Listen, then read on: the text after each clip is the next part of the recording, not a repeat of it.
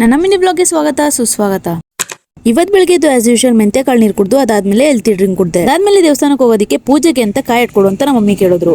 ಕಾಯಿ ಹಿಡಿಯೋದಕ್ಕೆ ಅಷ್ಟಾಗಿ ಬರ್ದೆ ಹೋದ್ರು ಹೆಂಗೋ ಒಂದ್ ಎಡ್ಕೊಟ್ಟೆ. ಅದಾದ್ಮೇಲೆ ನಾನು ನನ್ನ ತಂಗಿ ನಮ್ಮ ಮಮ್ಮಿ ಎಲ್ಲರೂ ರೆಡಿಯಾಗಿ ದೇವಸ್ಥಾನಕ್ಕೆ ಹೊರಟ್ವಿ. ಫಸ್ಟ್ KR ನಗರದಿಂದ ಬೇರೆಗೆ ಬಸ್ಸಲ್ಲಿ ಹೋಗಿ ಇಳ್ದು ಅದಾದ್ಮೇಲೆ ಅಲ್ಲಿಂದ KR ಪೇಟೆಗೆ ಇನ್ನೊಂದು ಬಸ್ ಹತ್ತದು. KR ಪೇಟೆಯಿಂದ ಮತ್ತೆ ಕಿಕ್ಕೇರಿಗೆ ಹೋಗಿ ಇಳ್ದು ಅಲ್ಲಿ ಆಟೋ ಹತ್ತಿ ಸಾಸ್ಲುಗ್ ಹೋಗಿ ಇಳ್ದು. ಹೌದು, ಇವತ್ ನಾವ್ ಬಂದಿರೋದು ಸಾಸ್ಲಲ್ಲಿರೋ ಒಂದ್ ದೇವಸ್ಥಾನಕ್ಕೆ. ಅಲ್ಲಿ ಮೊದ್ಲು ಕೊಳಕ್ ಹೋಗಿ ಗಂಗೆ ಪೂಜೆ ಮಾಡ್ಕೊಂಡು ಅದಾದ್ಮೇಲೆ ದೇವಸ್ಥಾನಕ್ಕೆ ಹೋದ್ವಿ. ಅಲ್ಲಿ ದೇವಸ್ಥಾನ ಕನ್ಸ್ಟ್ರಕ್ಷನ್ ನಡೀತಿರೋದ್ರಿಂದ ಬೇರೆ ಕಡೆ ಒಂದ್ ಗುಡಿಲಿ ದೇವ್ರಿಗೆ ಪೂಜೆ ಮಾಡ್ತಾರೆ. ಅಲ್ಲಿ ದೇವ್ರಿಗೆ ಮೊದಲನೇ ಪೂಜೆ ಮಾಡಿಸ್ಕೊಂಡು ನೆಕ್ಸ್ಟ್ ಇನ್ನೊಂದ್ ದೇವಸ್ಥಾನಕ್ಕೆ ಹೋದ್ವಿ. ಇನ್ನೊಂದ್ ದೇವಸ್ಥಾನದ ಹತ್ರ ಹೋಗ್ಬೇಕು ಅಂದ್ರೆ ಗದ್ದೆ ತೋಟದೊಳಗೆಲ್ಲ ಸ್ವಲ್ಪ ನಡಿಬೇಕು. ಇಲ್ಲಿ ನಮ್ಮ ಮಮ್ಮಿ ನನ್ಗೆ ಸ್ವಲ್ಪ ಹೋಗಿತಾ ಇದ್ರು. ಏನಂತ ಅಂದ್ರೆ ಎಲ್ಲಾದ್ರೂ ಹೋಗ್ಬೇಕು ಅಂದ್ರೆ ಸ್ವಲ್ಪ ಬೇಗ ಎದ್ದೊಳದ್ ಕಲ್ತ್ಕೊಳ್ಳಿ, ಮಲಿಕೊಂಡು ದಿನ ಆಡೋ ತರ ಆಡೋದಲ್ಲ ಅಂತ. ಈ ತರ ಯಾರೆಲ್ಲ ಊಗಿಸ್ಕೊತೀರಾ ಕಮೆಂಟ್ ಅಲ್ಲಿ ತಿಳಿಸಿ. ಇನ್ನ ಅಲ್ಲಿ ಹೋಗ್ತಿರುವಾಗ ಮಧ್ಯ ದಾರಿಲಿ ಈ ಮುದ್ದಾದ್ ಕರು ನನ್ ಕಣ್ಣು ಕಾಣಿಸ್ತು. ಅದನ್ನ ಸ್ವಲ್ಪ ಹೊತ್ತು ಮಾತಾಡಿಸಿ ಮುದ್ದಾಡ್ಕೊಂಡು ಆ ಕಡೆಯಿಂದ ಬರ್ತಾ ಮಾತಾಡಿಸ್ತೀವಿ ಅಂತ ದೇವಸ್ಥಾನದ ಕಡೆ ಹೊರಟು. ಆ ದೇವಸ್ಥಾನದ ಹತ್ರನೂ ಇನ್ನೊಂದ್ ಕೊಳ ಇದೆ, ಅದಕ್ಕೆ ಕೈ ಮುಗ್ದು ಕೊಳದ್ ನೀರ್ನ ಸ್ವಲ್ಪ ಬಾಟ್ಲಿಗೆ ತುಂಬಿಕೊಂಡು. ಇನ್ನ ಇಲ್ಲಿ ದೇವಸ್ಥಾನದ ವಿಶೇಷ ಏನು ಅಂದ್ರೆ ಇಲ್ಲಿ ಬರ್ದಿರೋ ಅಷ್ಟು ಕಾಯಿಲೆಗಳಿಗೆ ಪರಿಹಾರ ಇಲ್ಲಿ ಸಿಗುತ್ತೆ. ಅಲ್ಲಿ ನಾಗರಕಲ್ಗಳಿಗೆ ಪೂಜೆ ಮಾಡ್ಬೇಕಿದ್ರೆ ಅವರಾಣಿ ಅಲ್ಲಿ ಅರ್ಧೋಯ್ತು ಅಂತ ಎದ್ರುಕೊಂಡು ಹಿಂಗ ಹಾರ್ಕೊಂಡು ಹೋಯ್ತವಳೆ. ಅದಾದ್ಮೇಲೆ ಅಲ್ಲೇ ಹಾಲು ಮತ್ತೆ ತುಪ್ಪ ಸಿಗುತ್ತೆ. ಅದನ್ನ ತಗೊಂಡು ಪೂಜೆ ಎಲ್ಲ ಮುಗಿಸಿ ನಾಗರಕಲ್ಗಳಿಗೆಲ್ಲ ಹಾಲು ಎರ್ದು ನಾವು ಪ್ರತಿ ಸತಿ ಮನೆಯಿಂದ ಹಾಲು ಬೆಣ್ಣೆ ತಗೊಂಡೋಯ್ತಾ ಇದ್ದೋ, ಈ ಸತಿನೇ ಅಲ್ಲಿ ತಗೊಂಡಿದ್ದು. ಅದಾದ್ಮೇಲೆ ಅಲ್ಲೇ ಅನ್ನದಾನ ನಡೀತಿತ್ತು ಅಂತ ಹೋದು. ನಾವು ಹೋಗೋ ಅಷ್ಟರಲ್ಲಿ ಅನ್ನ ಖಾಲಿ ಆಗಿತ್ತು, ಬರೀ ಪಾಯಸ ಮಾತ್ರ ಸಿಕ್ತು. ಪ್ರಸಾದ ಅಂತ ಇಷ್ಟಾದ್ರೂ ಸಿಕ್ತಲ್ಲ ಅಂತ ಎಲ್ರು ಕುತ್ಕೊಂಡು ಪಾಯಸ ಕುಡ್ಕೊಂಡು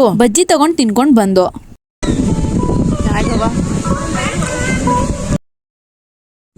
ಹಾಯ್ ಫ್ರೆಂಡ್ಸ್, ನಾವಿವತ್ತು ಸಾಸ್ಲಿಗೆ ಬಂದಿದ್ದೀವಿ. ನಮ್ಮ ಮಮ್ಮಿ 3 ಗಂಟೆಗೆ ಇಲ್ಲಿ ಬಂದು ರೀಚ್ ಆಯ್ತೀವಿ ಅಂತ ಹೇಳ್ಬಿಟ್ಟಿದ್ರು. 3 ಗಂಟೆಗೆ ದರ್ಶನ ಮುಗಿಸ್ಕೊಂಡು ಪೂರ್ತಿ ಎಲ್ಲ ಮುಗಿಸ್ಕೊಂಡು ಹೋಯ್ತಾ ಇದೀವಿ. ನಾನೇನು ಹಾಕಕ್ಕೆ ಹೋಯ್ತಿದ್ನ ಮಮ್ಮಿಗೆ ಕೂಳೆ ಕೊಡ್ತಿರೋದು.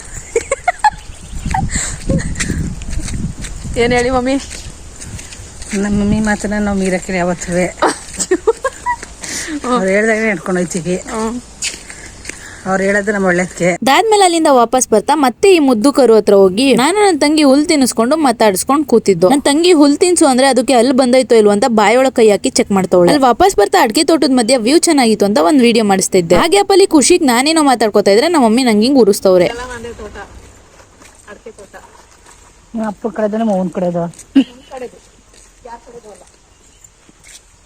ಹಿಂಗೆ ನಮ್ಮ ಮಮ್ಮಿ ನಂಗೆ ಕ್ಯಾಮ್ರಾ ಹಿಂದ್ಗಡೆ ಕಾಲು ಎಳೆಯೋದು. ಅದಾದ್ಮೇಲೆ ಮೊದಲನೇ ದೇವಸ್ಥಾನದ ಕೊಳೋದ್ ನೀರ್ನ ಇನ್ ಮಿಕ್ಕಿದ ಬಾಟ್ಲು ತುಂಬಿಸ್ಕೊಂಡು ನನಗ್ ನಾನು ಯಾವಾಗ ಚೆನ್ನಾಗಿ ಕಾಣಿಸ್ತೀನಿ ಅಂದ್ರೆ ದೇವಸ್ಥಾನಕ್ಕೆ ಹೋದಾಗ ಹಿಂಗೆ ಹಣೆ ತುಂಬಾ ಕುಂಕುಮ ಇಟ್ಕೊಂಡಾಗ. ಅಲ್ಲಿಂದ ಬಸ್ ಹತ್ತಿ ಕಿಕ್ಕೇರಿಗೆ ಬಂದ್ ಇಳ್ದು. ನೋಡಿ ನಮ್ಮ ಮಮ್ಮಿ ಹೆಂಗೆ ಪಬ್ಲಿಕ್ ಅಲ್ಲೆಲ್ಲ ನನ್ನ ಮಾನ ಮರ್ಯಾದೆ ತೆಗಿತಾರೆ ಅಂತ. ಇನ್ನ ಅಲ್ಲಿ ಕಿಕ್ಕೇರಿ ಬಸ್ ಸ್ಟ್ಯಾಂಡ್ ಅಲ್ಲಿ ಒಂದ್ ಪಾರಿವಾಳ ಕಾಲಕ್ಕೆ ಗೆಜ್ಜೆ ಕಟ್ಕೊಂಡು ಬಸ್ ಸ್ಟ್ಯಾಂಡ್ ತುಂಬಾ ಫುಲ್ ಜಲ್ ಅನ್ಸ್ಕೊಂಡು ಓಡಾಡ್ತಿತ್ತು. ನೋಡಾಕೆನೆ ಚೆನ್ನಾಗ್ ಅನಿಸ್ತಿತ್ತು. ಅದಾದ್ಮೇಲೆ KR ಪೇಟೆಗೆ ಬಂದು ಈ ಹೋಟ್ಲಲ್ಲಿ ಮಸಾಲೆ ದೋಸೆ ತಿಂದು ನಮ್ಮ ಮಮ್ಮಿಗಂತೂ ಸಖತ್ ಇಷ್ಟ ಆಗೋಯ್ತು. ಅದಾದ್ಮೇಲೆ ಫೈನಲಿ ನಮ್ಮ ಮನೆಗ್ ರೀಚ್ ಆದ. ಮನೆಗ್ ಬಂದು ಸ್ಟ್ರಾಂಗ್ ಆಗಿ ಒಂದ್ ಕಾಫಿ ಕುಡ್ದೆ. ಅದಾದ್ಮೇಲೆ ಊಟ ಮುಗಿಸಿ ಮಕ್ಳಿಗೂ ಊಟ ಮಾಡಿ ಮಲ್ಕೊಂಡೆ. ಇವತ್ತಿಗೆ ಇಷ್ಟೇ. Thanks for watching. ಬಾಯ್.